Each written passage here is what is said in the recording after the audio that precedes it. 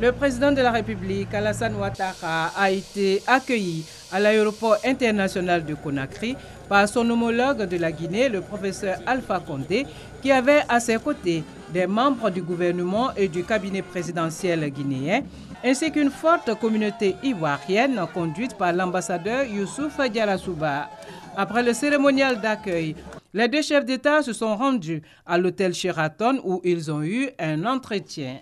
Au terme de cet entretien, ils ont animé un point presse au cours duquel le président de la République de Guinée, par ailleurs président en exercice de la conférence des chefs d'État et de gouvernement de l'Union africaine, a indiqué qu'ils ont passé en revue des questions liées notamment à la CEDEAO et à l'Union africaine.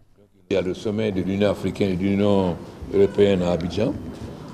Nous avons affirmé que ce sommet doit se tenir à Abidjan et que l'Union africaine, non seulement doit parler d'une seule voix, et le président Alassane a tout mon soutien en tant que président de l'Union africaine. Nous allons démontrer que les Africains sont aujourd'hui mûrs et quelles que soient les divergences, nous allons marcher ensemble pour l'avenir de l'Afrique. Ce sommet sera un succès. Intervenant à son tour, le président Alassane Ouattara a remercié son aîné, ami et conseiller politique, le professeur Alpha Condé, pour la qualité de l'accueil qui lui a été réservé, mais également pour le soutien qu'il lui a toujours apporté. Président, je sais que vous consacrez beaucoup de temps à notre continent et c'est une fierté pour nous de l'Afrique de l'Ouest. Et je voudrais réitérer mes félicitations et dire que pendant cette année 2017, vous avez fait un travail exceptionnel pour l'Union africaine et pour tous les pays membres du continent. Et comme le président vient de le dire, le prochain sommet Union africaine-Union européenne se tient à Abidjan. Et donc, je suis heureux qu'il ait endossé définitivement cette décision.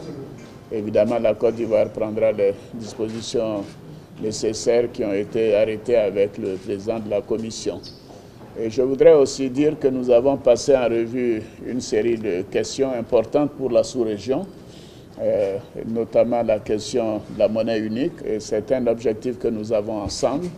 La situation au Togo, qui évolue donc bien. Et bien sûr, nous faisons confiance au président Alpha Condé pour continuer de suivre ce dossier en relation avec d'autres chefs d'État de la région ouest africaine pour que nous puissions tenir le prochain sommet de la CEDEAO à Lomé le 16 décembre prochain.